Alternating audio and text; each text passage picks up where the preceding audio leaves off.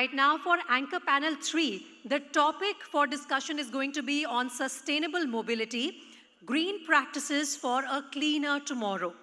So let's now introduce to you our panelists for this topic. And let me invite them one by one on stage, beginning with Mr. Bures, Executive Director, Sales, Marketing and Digital, ŠKODA Auto Volkswagen India Private Limited. Sir, can I please call you on stage? Welcome, sir. Next, our panelist is going to be Mr. Jyoti Malhotra, Managing Director, Volvo Auto India Private Limited. Welcome, sir. We also have Mr. Rajeev Chauhan, Head Electric Passenger Vehicles Business, BYD India Private Limited. Welcome, sir.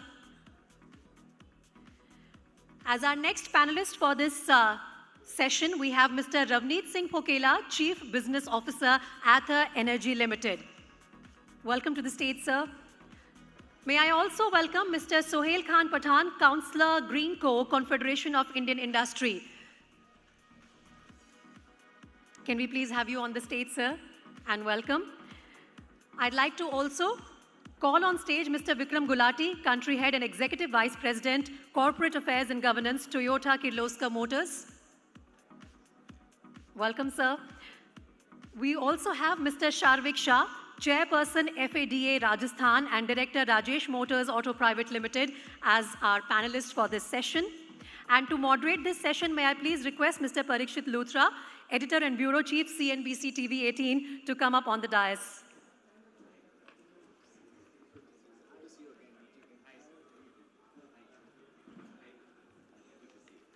Thank you so much, everyone. And with that, I'll hand it over to you, Mr. Luthra. Thank you so much, and it's wonderful meeting everyone from the Federation of Automobile Dealers, OEMs, suppliers, and so many more under one roof. It's been such an exciting day and a very tiring day for me as well. We've been at the Bharat Expo for the last 2 days, since about 7 a.m. yesterday, and so exciting to see so many EV launches. One really gets to feel that electric vehicles are fast becoming mainstream, and 2025 will be an inflection point for electric vehicles. And as I was just speaking to one of our panelists, it's not just electric vehicles. You're speaking about alternate fuel technologies, you're speaking about hydrogen, CNG, methanol, ethanol, you name it. All of it is there at the Bharat Mobility Expo. It seems that the industry is ready to meet any kind of demand. But one thing is about OEMs being ready with their technology, being ready for the future. But you have to be ready across the entire value chain. Dealerships have to be ready. People who are there at the service stations, they have to be ready to manage these vehicles for the future and answer queries for the customers as well. After all, we've been, acclimatized. We've known a ICE ecosystem so far.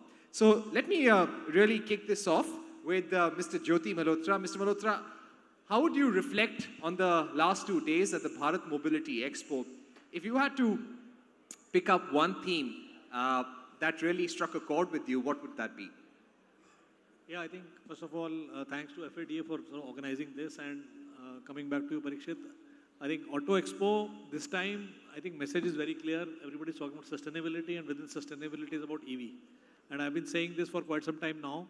I think as an industry, we need to speak one language, and that has to be EV sahi hai. And I think that is what is coming out loud and clear. When पहले कहते थे mutual fund sahi hai, अब कहना चाहिए EV sahi hai. Right. So if you really see, I think the top players, everybody is now launching, and sort of excitement you see. It is about, one thing is about when manufacturers come forward and I think announce their EVs, that shows how they look at it. But I think look at how the customers are lapping it up. And I think everybody is now talking about EVs. I think the whole buzz is around EVs this time around. And I think it is good because we all know the future is with EVs. Specifically for India, for many, many reasons, and we can discuss about it. But I think in short, whether when it comes to pollution or oil imports or for manufacturing facilities, I think EV is the right thing for India. And hence, I think that has been, all the discussion is all around that. And I'm sure in the next coming days, when actually the public comes forward, more and more people go during the next few weeks, next week and so, I think we'll see this excitement only growing. Right. Mr. Malhotra, we often speak about the need for the industry and the government's policy making to be technology agnostic. We've got people who swear by EVs, that would be Tata Motors and Mahindra. Then you have companies like Maruti Suzuki and Toyota say there is not one clear answer to clean mobility. When you speak about a clean future, there can be several pillars to it, several parts, and you have to choose all the parts. So I'll get in Vikram Gulati at this point. And Vikram, when we visited the Toyota and Lexus stall, wow, what cars there. But at the same time, you were big on plug-in hybrid vehicles and strong hybrid vehicles. So give us a sense of how we need to be ready, not just for an electric future, but for an alternate fuel future as well. So thank you so much. First, let me just put some numbers in perspective to just outline what we think, why we think. Last year, 4.2 million cars sold, electrics 2.5, hybrids around 2.5. So that's 95% of the market being unaddressed. We are hoping with so much of good new launches that have happened, the EVs are going to take off. The future forecasts vary anything from 12% to an upwards to a 30% by 2030. So let's look at what the scenario will look at in 2030. In 2030, let's say the market is around 5.5 to 6 million new cars sold. Let's say we achieve our ambitious target of 30%. 70% is still not going to be non-EV. What's that 70%? 4 point something like 2 million again. And the problem we see is if we are really serious about reducing fossil fuel, if you're really serious about mitigating carbon, it's about now, it's about speed, it's about scale. If you need to do that, if 95% of the market is to be addressed, yes, you have to push EV, no two ways about it, but you've also got to do other green technologies so customers who have a very diverse use case for their vehicles are given a choice of a green technology, and that's where we believe it's going to be multiple technologies for the foreseeable future, addressing the green mobility requirements for the, for the consumers. And this is going to be very important because if you were to go through the IEA India Energy Forecast of a year or so back, it says that the energy requirement from cars itself is going to quadruple by 2030. Now, which means that the oil import is actually going to go up. And this is a bit, against the logic. If we are really increasing all of the good technologies, this is going to happen because if we do not address the entire set, the growth of petrol and diesel will continue. And that is something we can't afford as a country, as a society.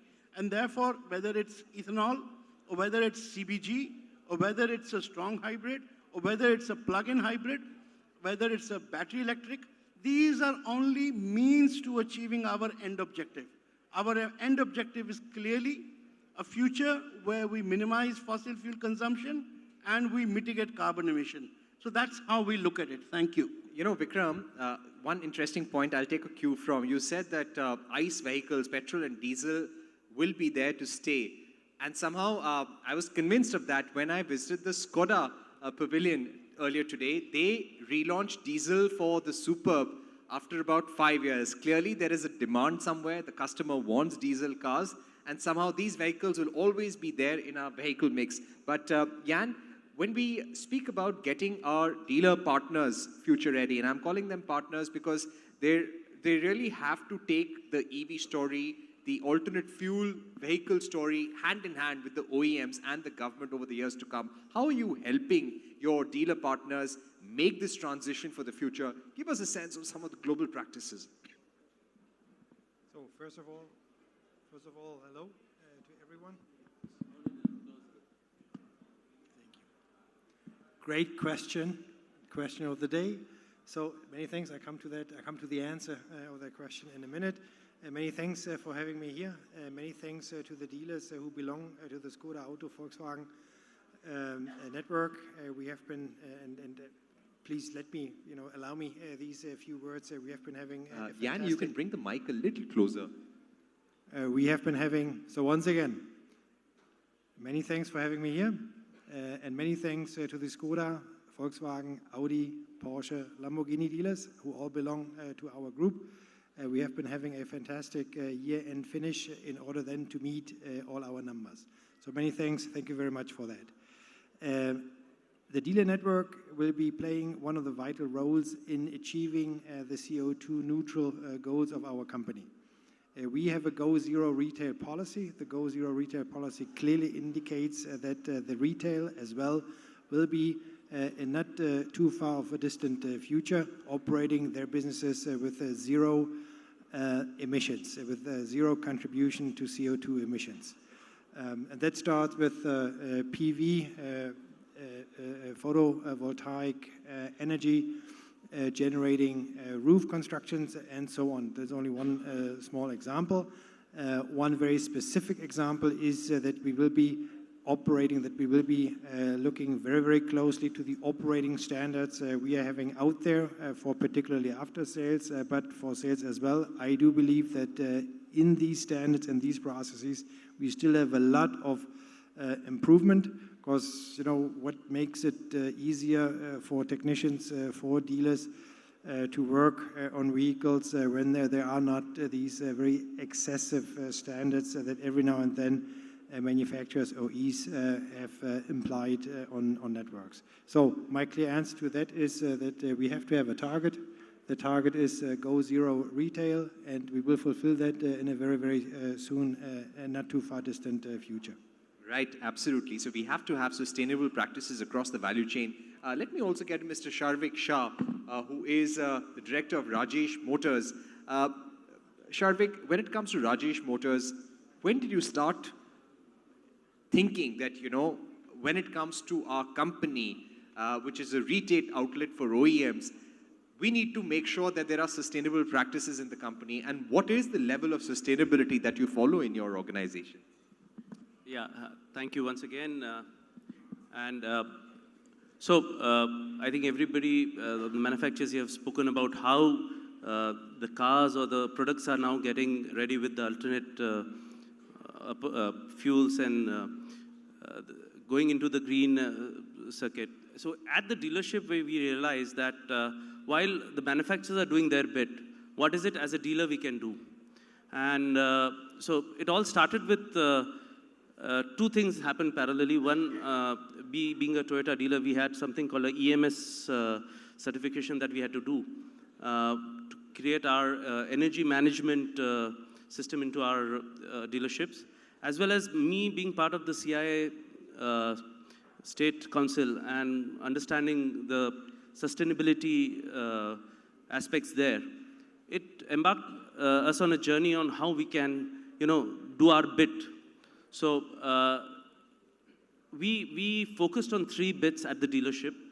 One was energy management, second was water management, and third was waste management.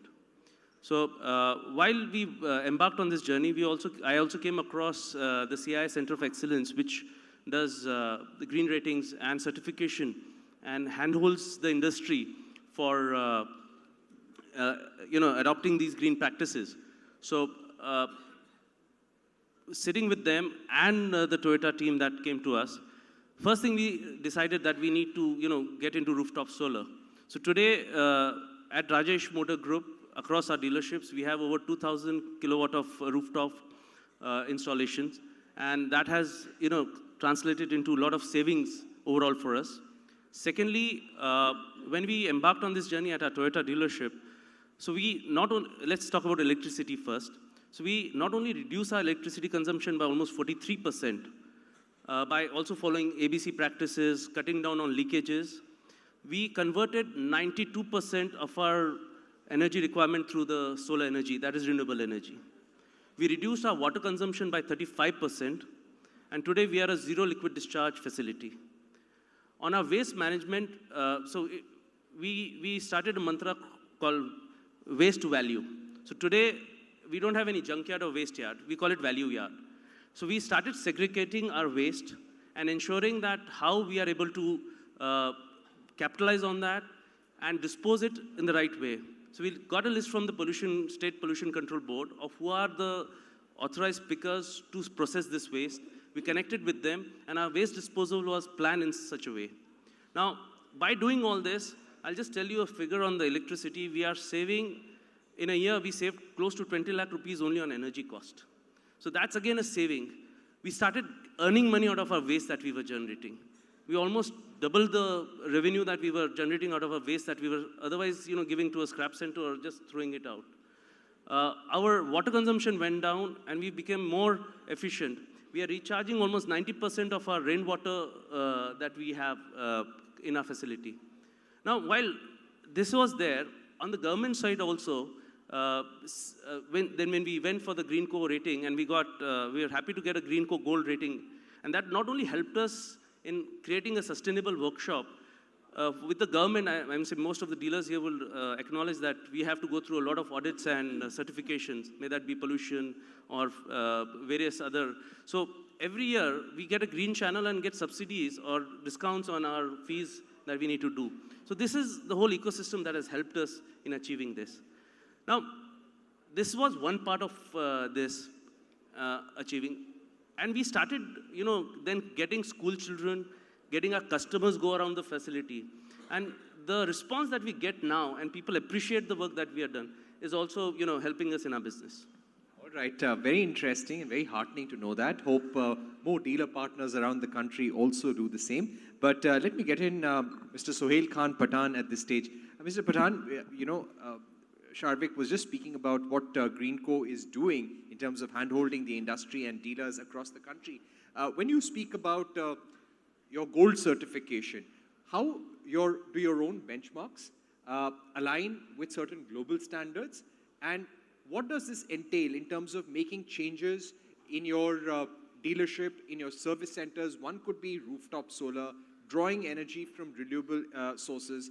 But, there is a limit to how much of that can even happen in the Indian context right now. But what is the low-hanging fruit and what is the ambition? Firstly, thank you to FADA for giving this opportunity to CII. As already the hard numbers has been reflected, what GreenCo benefits are by Sharvik ji. I just want to touch upon what GreenCo is. Actually, it's talk about how green and sustainable your company is. Then what is been asked about how it's looking from low-hanging fruits and how it's been looking from different sectors and different industries. So we design and guidelines as per the requirement of an industry. We have a guidelines starting from perspective like an oil refinery, talking about marketing companies from oil companies. We talk about manufacturers, like from auto sector. We also look into dealers and even SMEs of auto industry. So it's been changing this guideline from industry to industry, sector to sector. But its key parameters remain same. Like energy efficiency, we look at energy efficiency as a key activity for anybody. Like dealers, we look their energy consumption from their air compressors, from their pumps, from their lights. And we look the low-hanging fruits which can be looked into that 3 to 4 month journey of GreenCo. And that rating is applicable for 3 years. It is like that. And many O&Ms sitting here like Hero, I would say, proudly I would say, their all plants are part of GreenCo journey, where even their global part center, even their R&D centers. Similarly, Honda two-wheelers, all their plants are GreenCo rated. Similarly, Tata, similarly, Toyota Kirloskar. So this is something which is percolating starting from manufacturing plant, their supply chain from the upper angle, and the supply chain which is on the downstream like dealers. So just want to I just want to articulate in such a way that it's been giving a benefits from all perspective: energy, water, material, waste. Even it talks about the new areas like life cycle assessment and circularity, which is something key pillars from all perspective of O&M especially, like doing a circularity within the process, minimizing the waste which is going to the landfill. Even it's talk about the water neutrality and water positivity. It also talks about how responsible you are for your product, like product stewardships. And finally, it also percolates the innovation culture through training, awareness, and capacity building within any company, any organization. So I think so this is the basic GreenCo which can help and grab any low-hanging fruit in all these areas. Even a switching of a tap, or even changing a faucet of a tap, you can say. Even setting a benchmark with respect to the intensity of water, intensity of your GHG. This is something I just want to relate more from a net zero perspective now, because we all, O&Ms have their own net zero targets, carbon neutral targets. So how scope 1, 2, and 3 can be looked, and what is their benchmarks against other competitors and their own plants. So that is something which drives them to reach to the best numbers. Yeah. All right, very, very interesting. And I think one thing that I take away from what you're saying, that one has to change the mindset. You've got service technicians in your dealerships. You have to change their mindset, like in small things as to amount of water you use, how fast you run your tap. But let me also get in. Parikshit, I'd like to, just Yeah, add please, to the please. mindset thing. So, this is something that was very important for us to change. And so we started a mantra in our organization. It was called switch off kiya kya. So everybody would ask each other, switch off kiya kya? Did you switch off the light when you left home? Did you switch off the light when you were leaving? Did you switch off the tap when you were leaving the bathroom? So this mantra had worked very well with us in our organization. Okay, a big round of applause for 2 mantras that we've heard today. EV अच्छे हैं on switch off kiya kya. Okay. Ravneet, being a startup, and one thing which is very interesting that we've been seeing over the last few days, that the EV race has really heated up.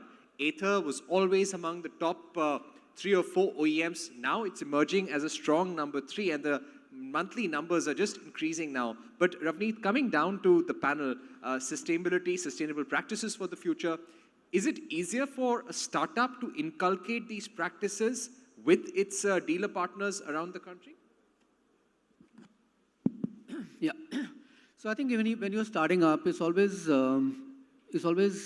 relatively easier because there is no baggage that you're sort of getting rid of, or there are no earlier practices that you have to undo and then redo again. So it's just easier for you to start afresh and define the path that you want to sort of chart. I'll give you an example of what we've done. So by the very nature of being in EV, sure, you're in the right space from a sustainability perspective. But in terms of overall practices, so we took out our impact report about 3 years back. So for those you're not familiar, impact report is an external assessment of a company's practices in terms of sustainability.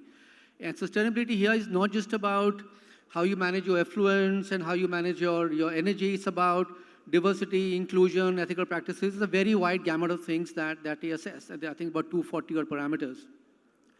And it is not a requirement from anybody if you're not a listed company. So we are a privately funded company. We've done that 3 years in a row. From what we understand, it may have changed over the last 1 year, but till last year, we were the only second automotive company in the world after Tesla to take this out as a privately held company. Now, the point about the impact report is not the fact that, hey, we did a report, but it's a manifestation of a philosophy that you're sticking your neck out because you're putting yourself out there in public. And you're allowing yourself to be assessed across a variety of things that are internal to the company. And this can fundamentally come from if you fundamentally believe that this is important for you as a part of business. Because it's easy to see this entire space as nice to have or approach it from the point of view of compliance. Sure, compliance everybody will be sort of adhering to. But when you put yourself out through something like a device like an impact report, what you're saying is that I'm committing to it much beyond what is expected from me from a compliance perspective. What it means for us is that the practices that we follow internally, we're also looking at making that impact in a wider ecosystem, upstream with the supplier partners and downstream with our retail partners who are here. And some of our partners are sitting in this group here, and we've had these conversations about things that we believe are right to do, which are not compliant related, but they're just good practices, right? And sometimes it can be a difficult conversation because these things cost money. But if you're committed to a path, and if you're committed to working with Ather, then you also commit to working the way Ather wants to work, right? And that's the whole point of carrying the entire ecosystem along. So to coming back to your original point, yes, it's slightly easier because when you architect your path, you architect keeping this in mind. As opposed to, a legacy of 20, 30, 40, 50 years where you're undoing some things that may have been right then, but may not be right today, right? So it's slightly easier for sure. Right. No, very interesting and good to hear that. Mr. Chauhan, if I were to ask you, what's the business sense for dealer partners when we speak about circularity? One thing is to speak about vehicle scrapping. That is something which is helpful for both customers, for the environment, for the industry as well. But what is the opportunity ground level at service stations when it comes to, circularity and reusing some of the material or making sure that it becomes profitable for the dealers as well? Sure, this is the appropriate forum, I guess, to dwell on this topic. Well, it has to start good from the beginning itself. And that's what I think we have tried to do. Circularity, of course, is the eventual aim, and carbon neutrality we achieve through various methods.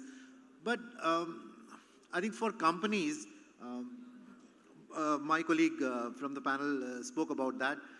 Companies like our company, where we are working, I think we started on the note that the business case for a dealership to run has to be there. Only then we will be able to progress our cause. And we were cognizant that the investments which has to be done while creating this dealership network or the overall dealership has to be right in first place. It cannot be just a huge regular setup with multiple bays. So, that is the point number one. I think that has to be ensured if somebody is entering into the dealership business with only electric cars. So it cannot be, a full-blown, full-scale model. So I think that is number one. And then my colleagues from the panel already spoke a few things which are good practices appearing in not only at the OEM level, but I think big dealer groups have already taken these initiatives. My colleague from, let's say, Rajesh Motors spoke of few points. Wastage, I think if we are able to address wastage in the right way, there is lot of waste which gets generated in our business, and if it can be routed in the rightful manner, that is where a great business model can be achieved as far as circularity is considered.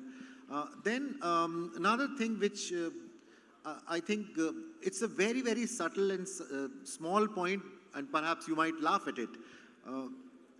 We have to work in a very different ways nowadays. I give you an example, and many of you would be able to correlate it. There used to be, my colleague, again, Jyoti is sitting with me, he would really understand these things. 20 years before, there were a regular method through which the dealership staff used to get trained. And it was, okay, there is level 1 training, level 2 training, level 3 training, come to the head office, do the trainings.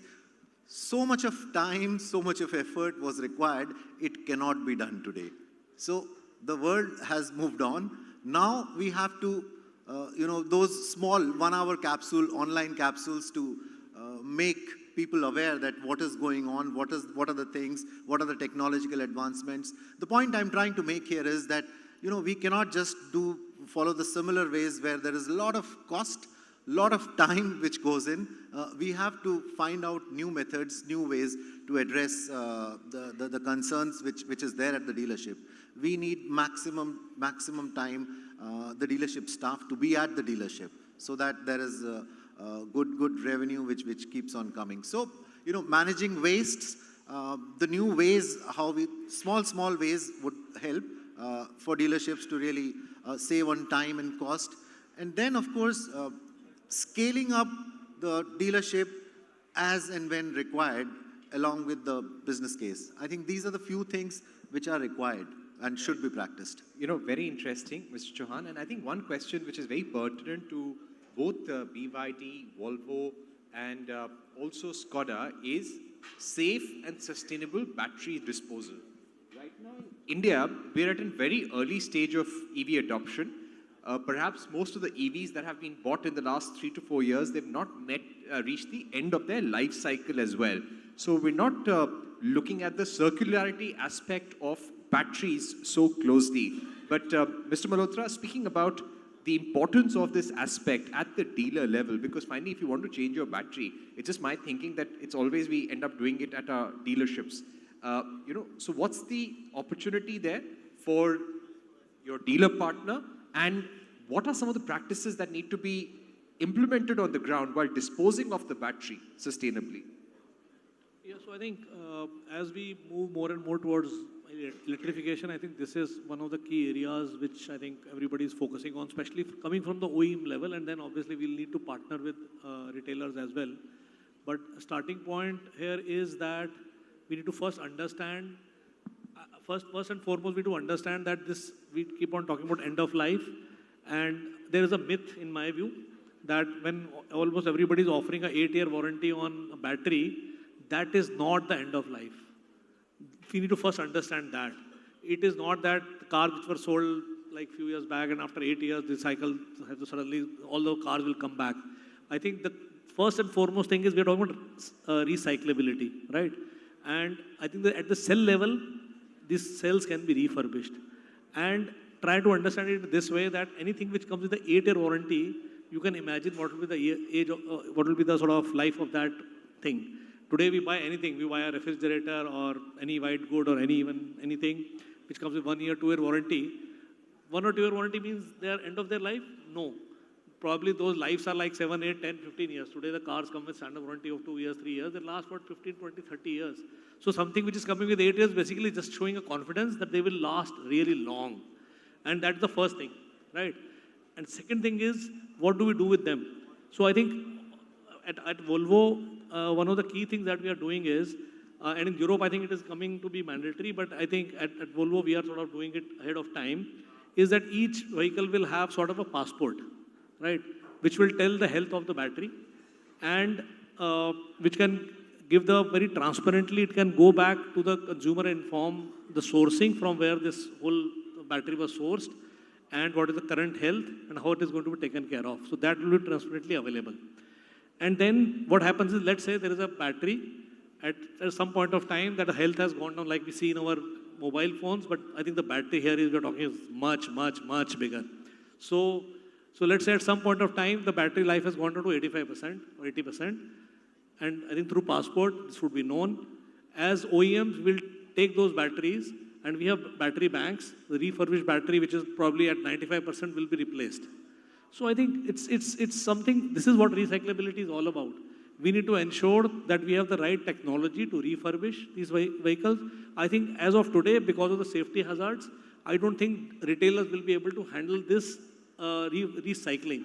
As OEMs, we'll have to take that responsibility.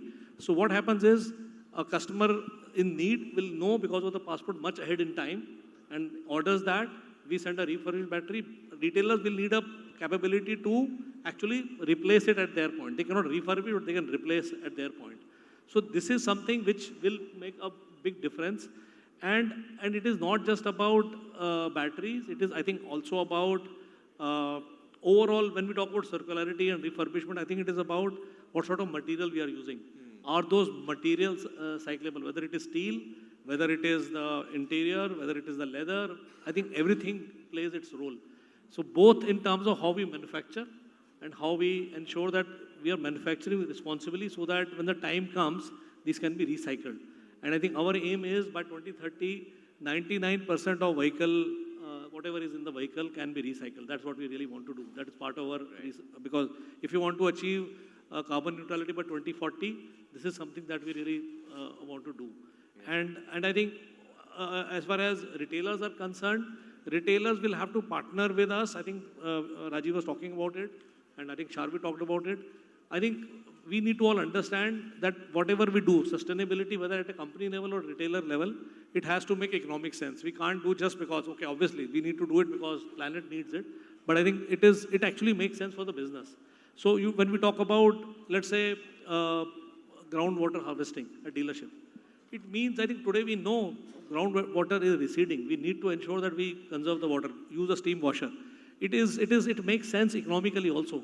When we talk about solar power, it makes economic sense because at dealership, so much power is consumed. You look at, I think, over the years of time, there is a business case involved there. You look at energy efficiency. We talked about switch off kara ki nahi kara. But I think the same thing. Today there is a technology. When you go into a washroom, it can switch off and off based on motion sensors. So those are available. So I think all these things make economic sense. And I think together between OEMs and retailers, we have to join hands and work. And at Volvo, what we have done, we have this internally codenamed, and I think Rajeev earlier used to work with us, and I think he actually spearheaded that. called Green Dealership. So green is an acronym where we say G is about groundwater harvesting, R is for renewable energy, E is for like that. So there is renewable energy, other sort of things. So I think what we have done is today, all auto retailers put together 520 kilowatt of solar energy is being used, which is like planting 20,000 trees every year if they are using that. And it also makes economic sense. So I think it is about how do we work together. I think before this panel, I think Nikunji was talking about as OEMs, we have to take responsibility that how can we ensure that the waste which is happening, whether it is paper, whether it is packaging material, how do we ensure that that is also taken care of? Right. And I think I think all OEMs are now talking about moving to becoming a paperless organization. Retailers should become paperless. But I think for that, a lot of things from back end, digital transformation has to happen to facilitate that. So I think all these things together will make a big difference. You know, the customer's mindset is also has to change, because at a lot of times when you go to your dealership, you've got your work done at your service center, you'll say, you know, mujhe bill de do, ya bill ki copy de do. So it will take some time because the mindsets to change. Yeah, but I think today, I think even many OEMs are already doing this. You can get a quotation immediately. The car is reported. You get a quotation online. You can just say yes or no, or you accept, you reject. You have some comments to go. It goes back. It is possible. Right. And I think this is where the digital can really help about this. And Exactly. there are many other things between our retailers and us where we can sort of facilitate and ensure that we propagate the sustainable practices at retailers. So that will, and we have to partner together. Absolutely. Can I add something, Parikshit? Yes, please, Ravneet. Yeah, this is the point he was making about battery. When you get them back, we can refurbish and reuse. I think that's one aspect. But if we can take it even further, is that when the batteries are not good enough for automotive use, there is still plenty of juice left for other applications, like static storage, like telecom towers and data centers, etc. Which means it's incumbent on the OEMs to architect batteries such that after they have done with automotive use, they can be taken back and then used for static storage, where space isn't a constraint. So you can just keep stacking our batteries and keep getting in more power there. And once you're done with that, when they run out of the charge, even for that use, and that's when you get into scavenging and rare earth is separate and metal is separate. So the life of battery is significantly longer than we imagine it to be, because there is plenty of applications where, for example, he's talking about 8, 9 years, 10 years with automotive. If a battery lasts about 8, 10 years in automotive, you can safely say it lasts at least 8 to 10 years on top of that on static storage. So you can reuse, but in the process, you also, you're just creating less batteries in the first place, right? So if you generate less, there is less need to reuse as well, right? So. That's a very good point, Ravneet. And let me also get in Rajeev at this point. To get in the BYD example, today BYD has become the leading electric vehicle seller in the world. So when it comes to circularity and reusing of electric vehicle batteries, what have been some of the best practices, examples, and experiences that BYD has had? So I think it's a very apt topic, rather discussion point, and there is no. I'll go this way. We talk of BYD, we talk of few companies which are at massive scale, or the regions which are at massive scale, where let's face this, battery disposal has to be done in the rightful manner. It has to be done. So there has to be a massive scale, and then only that ecosystem has started to come in. Fortunately, the countries like China, a few other Asian countries, Europe, in few regions, they have this scale, and there are many companies who are able to undertake this operation. My friend just said that battery does not go defunct after 7, 8, 9, 10 years. There are still some applications through which it can be run. But then what after 15 years? What after 18 years? Fortunately, the industry is not 18 years old as yet. There are very few cars which would be 18 years. But then yes, 7, 8, 10 years after, there are some places where this scale is started to come in, and therefore there are many companies which are taking care of this issue. So that is what is happening in China, not only with BYD, but many other companies. OEMs as well. But let's face it, in India, we've got a work to be done. We are 3, 4, 5 years old only in terms of, number of electric cars which would go off the radar in, let's say, 3, 4, 5 years. Fortunately, government has, of course, initiated those discussions. A rough policy is already in place that, after 7 years, you have to write off your, figures and all. And there are few, 3, 4 players. One of them is Loham, for example. So they are already ahead of the curve and they are taking this opportunity. But yes, point taken, there is work to be done. There's work to be done. Yeah. Jan, if I can ask you, looking at the European example, Europe and US, they're of course far ahead. You've got the Inflation Reduction Act in the US. Europe has come out with its own CBAM rules as well. Now, when it comes to circularity, battery recycling, reuse, where do you need policy intervention in India? What is some of the policy clarity that you need for the future? So, for example, Ravneet, who represents Ather Energy, he said that, after 8 years, your battery can be used for probably another 5 to 8 years in static storage. So there are many good use purposes, and your battery can possibly be used for 20 years, 25 years. So keeping these options in mind, and in India, I know there are startups now coming up, which are at a very, very small scale, which are working to reuse electric batteries. So what kind of a policy push from the government can actually help this industry and help this circularity take off? Well, you are answering, fundamentally speaking, the question yourself. I mean, what we have to have as far as government standards and guidelines are concerned is exactly that. Yeah? But what we then need, we need reliable standards and we need reliable guidelines. And once they are being imposed, once they are being made effective, then the industry will be following them. Very similar to what it is like in Europe or in the US. I mean, there is always, we as a manufacturer in Europe, we are having that guarantee for dealers and for customers that we are taking their batteries back.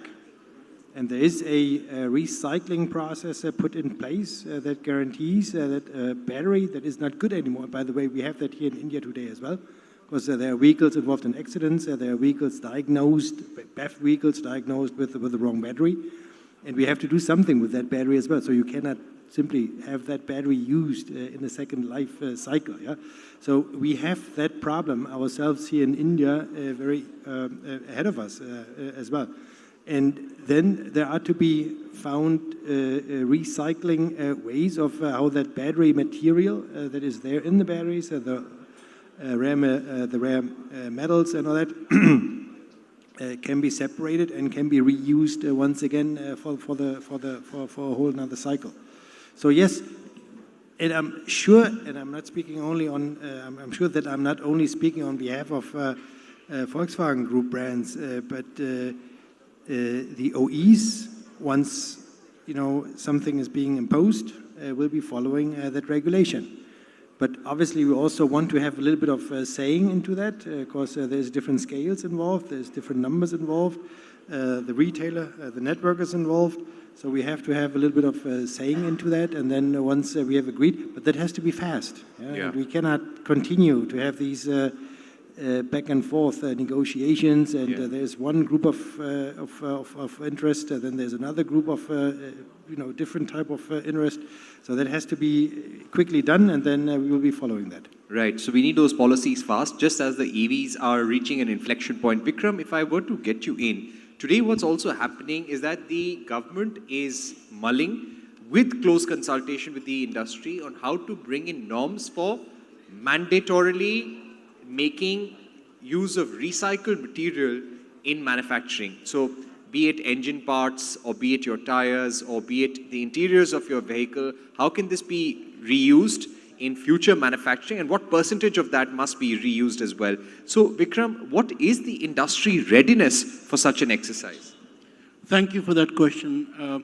Just to give a context, as far as Toyota is concerned, 10 years back, we took a global environment challenge. 3 of those challenges are around carbon neutrality and go well beyond just the products to include manufacturing as well as life cycle. But the other 3, which are positive contributions, one of that is recycling. And I think as we move forward, if we are really serious about resolving the issue of climate change, this circularity is something that has to come in. And it has to come in a very meaningful way, because it also means not only minimal use of resources, it also means much more energy efficient way of doing things, and also means that all those landfills that you see which you can't manage get sorted out. So I think what's happening right now is we are seeing a number of extended producer responsibility norms coming in. They are going well beyond batteries to include tires, steel, and plastics. And I think that's all very good. The industry is being consulted by the government going ahead, because while we have to be ambitious in achieving these targets in a much more aggressive way, in a shorter time frame, however, these also have to take into account the practical ground realities. So going forward, I think it also opens up huge opportunities for new economic activities, new business cases. So I think as a mindset, the industry really needs to look at, all of this from earlier perhaps, expenditure towards compliance to now investment towards competitiveness. Because this element of building in circularity right from the beginning and being able to be a part of this value chain, this new value capture that can happen, and it can include the entire value chain for an OEM from suppliers to the dealers as well, is something that can also create value. So we see this more from an opportunity, and I think if done right together with all stakeholders, it holds huge potential for economic growth, for better environment going forward. And I think in India, we are moving very meaningfully ahead in this direction. Thank you. No, thank you, Vikram, for those insights. And, Sohail, I'd like to ask you, we're seeing companies like Rajesh Motors, and Sharvik was giving us that example of how they are putting in place sustainable practices. But how do we standardize this across the industry? If FADA wanted to make sure that all the dealer members follow the same guidelines on circularity, it would be so much easier for the government as well, for the industry as well, that they decide one baseline that everyone has to follow, and FADA ensures that all the dealerships can somehow practice it, because it's with consensus, it's an industry body, it works with government, and you put a protocol in place for everyone. Can that be done? Yeah, definitely. Means I just want to replicate the same thing with respect to cement sector. Means every alternate year we used to publish a guideline which is actually talking about all benchmarks, which is related to all type of processes of cement, whether it's integrated, whether it's grinding units. So same thing can be done in auto industry. It's not, making an engine, making a child parts of an automobile industry, it's almost similar for Maruti, similar for ŠKODA, similar for any other auto industry. So that it can be done. This FADA can start within their own, starting from the industry as well as the dealer and both. Because dealer also uses the same components which are being manufactured into those. I just want to take an example again. We've been doing a lot of assessments with SMEs in Faridabad cluster. Same SMEs are making a product for Maruti Suzuki, and same they are making for Honda four-wheelers. So that can be done. That can be so easily done, and we really want to standardize this, because this actually brings the competitiveness within the plants, within the industry. That today they are consuming more energy and someone is consuming less energy. Why can't we do that? Why can't we minimize the water consumption in our plant? Why can't we minimize the carbon intensity of our own products? So this is something we're really standardizing it. We're trying to push through GreenCo. I just want to again link with the carbon neutrality, which is something everyone is talking about. Net zero target is there for all industry, whether it's Tata, ŠKODA, Honda, they have their net zero targets. And they want to reach these numbers. So we standardizing these practices, what good things are being done into one company, how that can be utilized by another company. And we've been doing different events for that. Like GreenCo Summit is one of the events where we bring the same thought process people and help them to look into the standardization of different practices, which is applicable to all sectors. Like I want to go more deeper, like a powder coating, which is applicable to auto industry, which is applicable to metal industry, which is applicable to a cooler manufacturer. This is something which we are trying to standardize.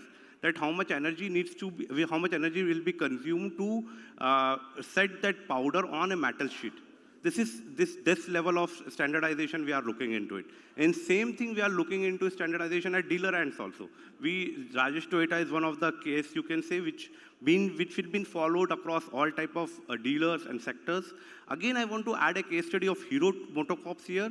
They have a program GDDP, which is Green Dealers Development Program.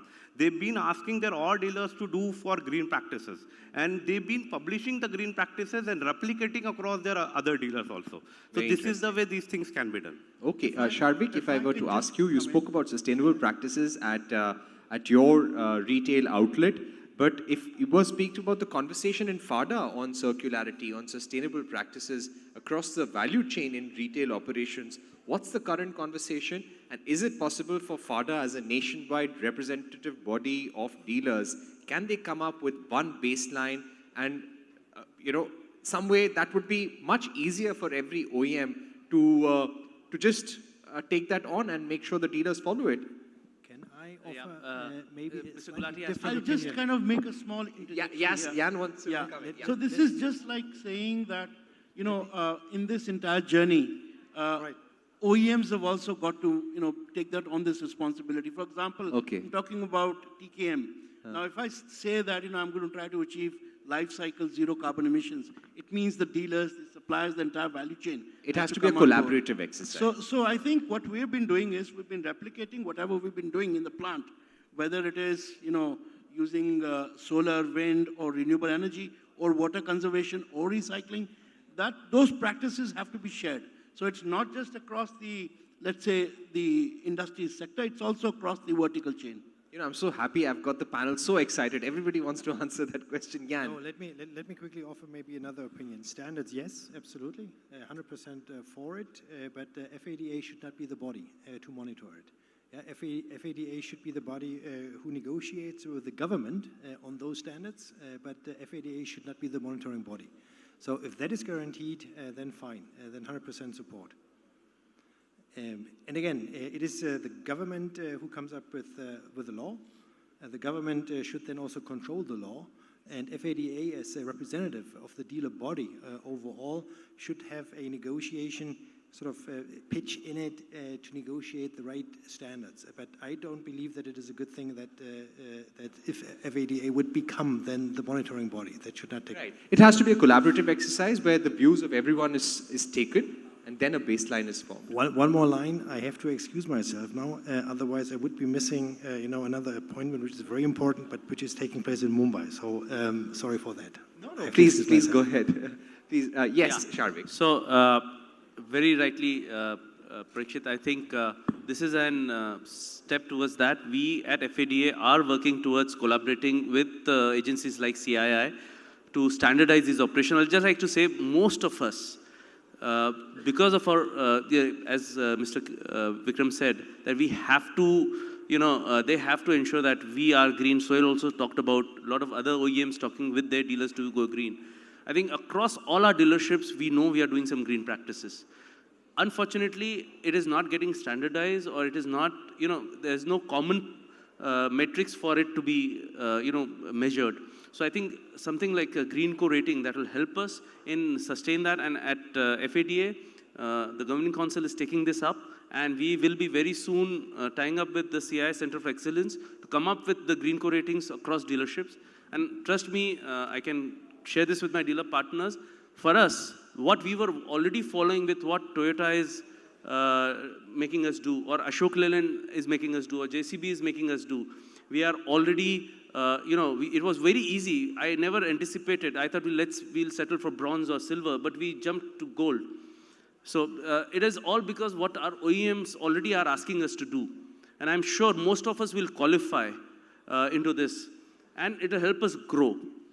Another point I'd like to add here is that when we talk about scope 1, scope 2, and waste management across the channel, so we were able to reduce our carbon footprint in scope 1 and 2 by almost 30%, and scope 3 by almost 27%.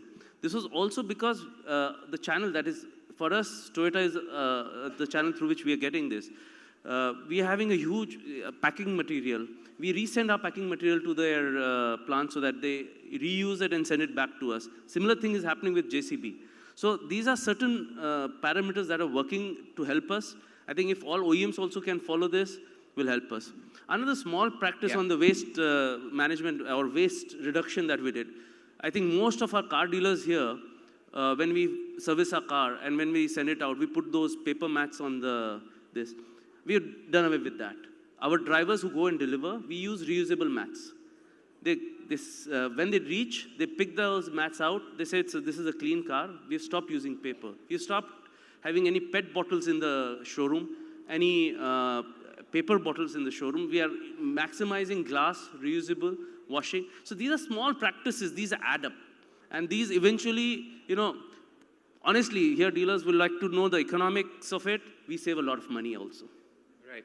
No, very interesting. Ravneet, do you also feel that if the retail partners do not follow these practices, they'll find it difficult to expand their business tomorrow in future?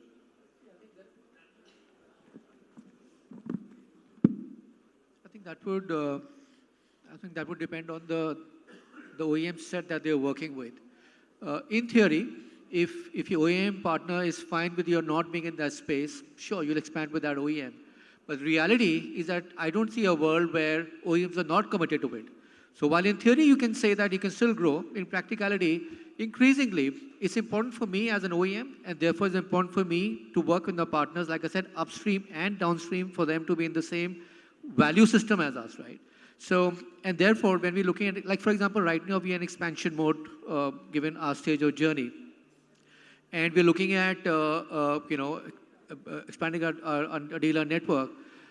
And our typical model is we work with the existing partners. Now, in the existing partner set, the fact that they are partners, it means they are capable, they have the financial muscle, they have the operational capability and all those things. But when I look at who should get a bigger share of the pie, I will look at those partners that align with the value system, right? And therefore, it may not be a hard requirement as a checklist in your, in how you evaluate partners, but it is going to be a very important factor, right? You want to work with like-minded people, and like-mindedness comes from, being at least in these critical matters, having a similar point of view, where I'm not having to negotiate every time with a partner saying, hey, please do this. And that becomes tiring, right? So one part is that, hey, if there's standardization, then it's fine. Then there's no negotiation. Then it's just a question of just ensuring that there is compliance to whatever the standard is. But while that comes in, you'd much rather be in a place where the partners understand, retail partners understand that this is no longer just a nice to have. Right? It's not one of those things that, hey, listen, like it's a choice I have. Maybe today, in theory, you have a choice. Very soon, I don't think it will be. Okay. Now let's take a final set of questions. We have about 9 or 10 minutes left. Let me start with Jyoti Malhotra. Jyoti Malhotra, the final thoughts that you'd like to leave our audience with today.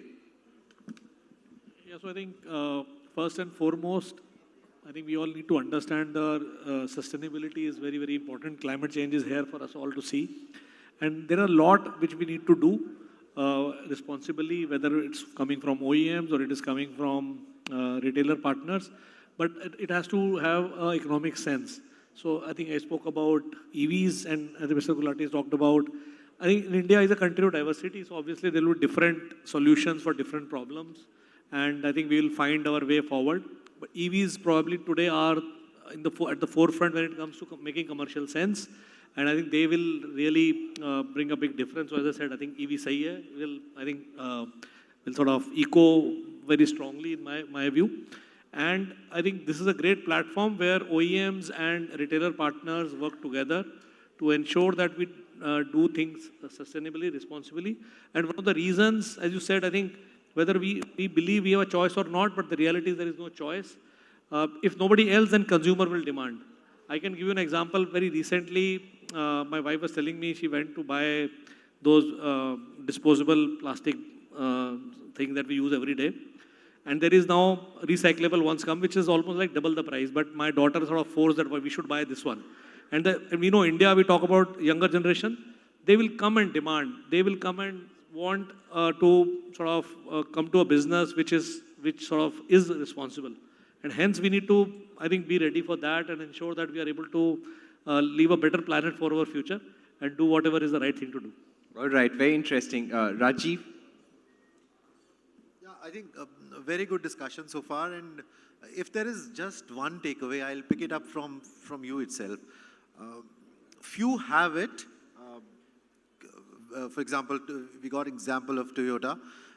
We have Rajesh Motors as well sitting. So retailer network, dealer network, they are ready. They have this mindset now. Of course, OEM also wants this. One action I think which we can pick up from today's discussion is a baseline, right? So every OEM can define a certain baseline towards these sustainable actions which can be undertaken in the capacity of a dealership. I think that universal format should be made available, and FADA can take lead into that. Groundwater harvesting, you know, it's a 20,000 square feet area normally, approximately on an average. You know, so it makes sense. Wherever possible, solar panels. So these are small actions which turns into financial benefit as well, of course, over due course of time. So I think certain baseline, if can be created, this would be wonderful. Right. Vikram, your thoughts on what we can do for sustainability across the automotive industry, especially with dealer partners? What would be your final thoughts to our audience? I think this transition is a huge opportunity. It's an exciting transition that's happening. We've got to change the way we think and seize the opportunity. Look at it as an opportunity, look at it as an exciting prospect, look at something that will add value to us. And I believe you me, it is a huge opportunity, and we've got to work together collaboratively to be able to maximize, seizing it. Thank you. All right, and Sharvik? So I can only say that I have learned it, that we can, earlier I used to think this is going to be an expense, but then I realized that this is more of a saving that I've done. So I would request all dealer partners to embark on this journey. You're already doing that. Those small things. I'm saying we set our air conditioning to 26 degrees all across our company. So we don't need anything colder than that. And these small things, use recycled material. When we buy, let's look at recycled material when we buy for our use as well. So these are certain small things that we can do. And I'm sure we can do our small bit for our future generations. All right, nice to hear that. And Sohail, and after that, Ravneet for final thoughts. Sohail. Yeah. So today I would only say that focusing on environmental sustainability could be a voluntary for you all. But tomorrow, definitely, it's been a mandatory. We've been seeing what... अच्छा है कि अभी कर लीजिए. बिल्कुल. So that I would say that we've been focusing from a GreenCo perspective from all the angles of sustainability: energy, water, material, carbon management, then even talking about the product stewardship, life cycle assessment, innovation culture, and very least area is like creating awareness, training, and capacity building from all perspectives. So I really want to invite all, whether it's dealers, O&M, supply chain, even FADA, FADA itself, to come on board with sustainability journey, with CI, with GreenCo. Thank you. All right. And finally, your thoughts. You know, we've heard a lot of mantras, a lot of things to live by. Ravneet, anything that you would like to give the audience? Yeah, I think... I think largely echoing what you just said. Right now, we believe we have a choice, and that window is very small, right? So, and while we spoke about the economic benefits of being in this space and recycling and money saving, etc., what I would go out on a limb and say, even if there is no money saving angle to this one, even if it means there is cost to it, in the world we live in, I don't think we have a choice. I think the sooner we make peace with it, the sooner we build into a business model in our ways of life, as opposed to seeing this as a nice thing on the periphery of business, we'll always keep struggling. And I repeat, today we believe we have a choice, very soon there will be no choice. So while we have time, abhi jab time hai, as you're saying, Parikshit, I think just embrace it. Let's not fight it, just embrace it. Because when the government comes down with the policy shove, it becomes very, very difficult to do it and turn things around. Gentlemen, thank you so much for joining us. It's been an excellent discussion. And thank you very much for the audience to listen patiently as well. This has been an interesting conversation, and it's going to be the most important conversation of our times as well. Sustainability, circularity, and it's very good that all of this is happening in the backdrop of the Bharat Mobility Expo. So thank you very much to everyone in the panel and the audience.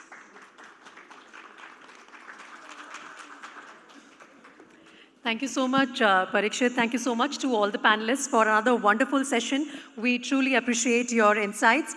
Now, may I please call on stage Mr. Sanjay Agarwal, Chairperson, FADA Jammu, to please felicitate our panelists and our moderator for this session. We would love to extend our token of appreciation to all of you. Mr. Bures had to leave in between because of a flight. So if we can have Mr. Sanjay Agarwal join us on the stage. And please bring the memento for Mr. Jyoti Malhotra first.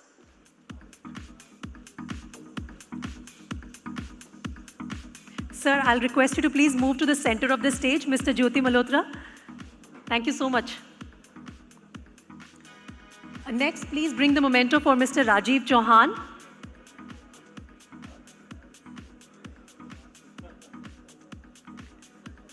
Mr. Rajeev Chauhan. Thank you, sir. Can I request you to please keep the memento for Mr. Ravneet Singh Phokela ready as well? Mr. Ravneet.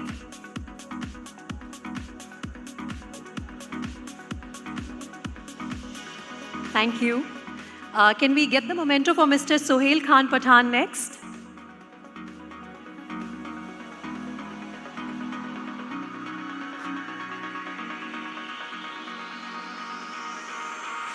Thank you, sir. Please keep the memento for Mr. Vikram Gulati ready for the next one. Mr. Vikram Gulati.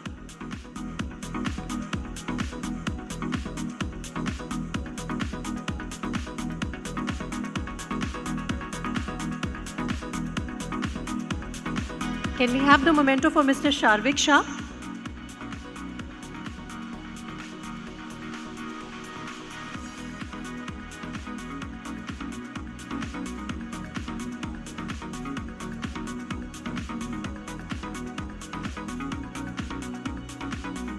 And finally, we would extend a token of appreciation for our moderator for the session as well, Mr. Parikshit Luthra. Can we have the memento? Thank you.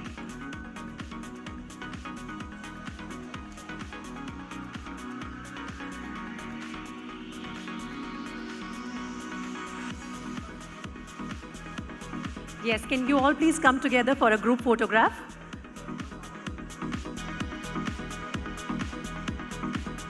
Can we have a round of applause for our panelists for session number 3?